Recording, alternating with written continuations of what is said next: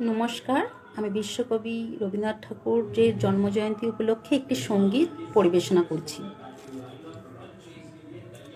মোর বীণায় ওঠে কোন সুরে বাজে, কোন নব চঞ্চল ছন্দে। মোর বীণায় ওঠে কোন সুরে বাজে, মম অন্তর কম্পিত আজি। নিখিলের হৃদয় স্পন্দে, মোর বীণায় ওঠে কোন সুরে বাজে। আসে কোন তরুণ শান্ত, উড়ে বসনাঞ্চল প্রান্ত।